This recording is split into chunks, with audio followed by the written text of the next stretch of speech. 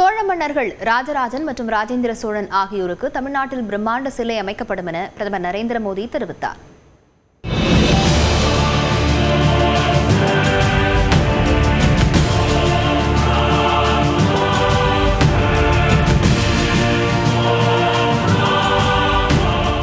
சோழ மன்னர்களில் பிரதான அரசரான முதலாம் ராஜேந்திர சோழனின் பிறந்தநாள் விழா ஆடி திருவாதிரை விழாவாக கொண்டாடப்பட்டு வருகிறது.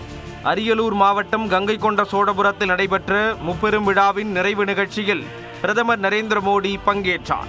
வணக்கம் சோழ மண்டலம் என தமிழில் உரையை தொடங்கிய பிரதமர் சிவ முழக்கத்தை கேட்கும்போது பரவசமாக உள்ளது என்றார். மேலும் 140 கோடி மக்களின் நன்மைக்காக மனமுருகி வேண்டியதாக கூறினார். और इलिया राजा की तपस्या हो, कैसा अद्भुत वातावरण, बहुत अद्भुत वातावरण। और मैं तो काशी का सांसद हूं और जब ओम नमः शिवाय सुनता हूं तो रोंगटे खड़े हो जाते हैं.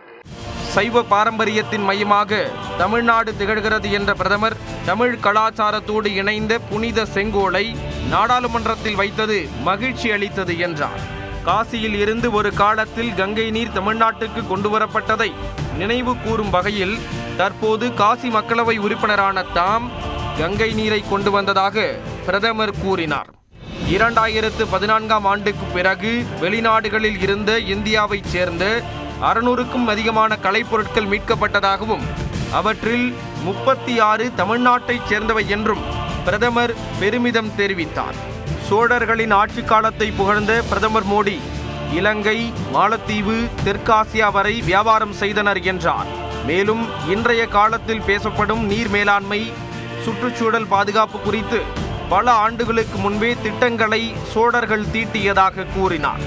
உலக அளவில் கட்டடவியலின் அற்புதமாக கங்கை கொண்ட சோழபுரம் கோயில் திகழ்கிறது என்ற பிரதமர் சோழர் கால ஆட்சி பொற்கால ஆட்சியாக இருந்தது என புகழாரம் சூட்டினார்.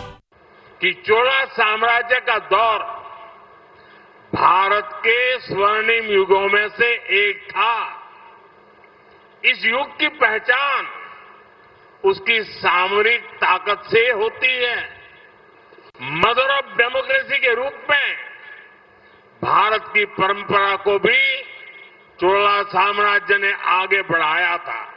लेकिन कई सदी पहले चोला साम्राज्य में कुड़ा वोलोई अमीप से लोकतांत्रिक पद्धति से चुनाव होते थे.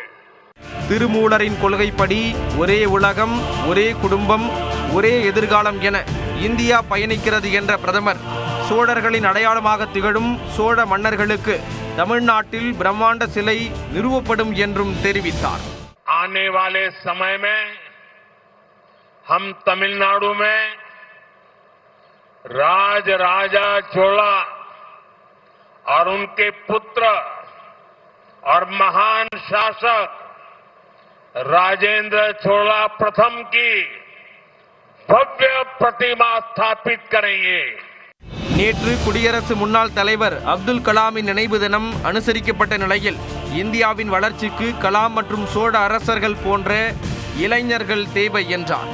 விழாவுக்கு பிறகு திருச்சிக்கு ஹெலிகாப்டரில் புறப்பட்ட பிரதமரை மத்திய அமைச்சர் எல் முருகன், தமிழ்நாடு அமைச்சர் தங்கம் தென்னரசு, பாஜக மாநில தலைவர் நயினார் நாகேந்திரன் உள்ளிட்டோர் வழியனுப்பி வைத்தனர். திருச்சி சென்ற பிரதமர் மோடி அங்கிருந்து தனி விமானம் மூலம் டெல்லி புறப்பட்டு சென்றார்.